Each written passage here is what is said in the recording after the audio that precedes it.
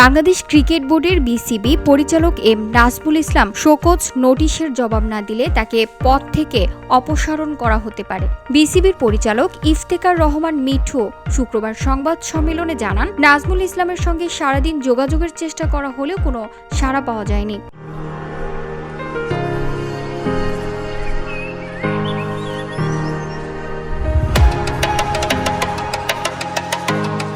মিঠু বলেন, কারণ দর্শনের নোটিশ দেওয়ার পরেও তার কোনো সাড়া পাওয়া যায়নি। গণতন্ত্র অনুযায়ী ৪৮ ঘন্টার মধ্যে জবাব না দিলে পরবর্তী পদক্ষেপ নেওয়া হবে। তাকে অর্থ কমিটির চেয়ারম্যান পদ থেকে অপসারণ করা হয়েছে। জবাব দেওয়ার সময়সীমা ১৭ জানুয়ারি দুপুর পর্যন্ত। ৪৮ ঘন্টার নির্ধারিত সময় শেষ হলেও যদি নাজমুল জবাব না দেন, মিঠু জানান, লাপাত্তা থাকলে বা সময়মতো জবাব না দিলে এর ফলাফল নিজেই ভোগ করবেন। যেমন আদালতে হাজিরা না দিলে কি হয় তা বোঝার মতো বিষয়। এর মাধ্যমে বোঝা যাচ্ছে বিসিবির পরিচালক পদ থেকেও তাকে অপসারণ করা হতে পারে।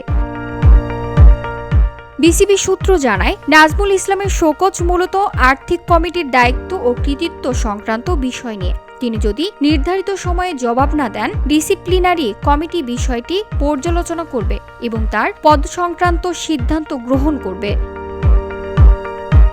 VOD Bangla news desk.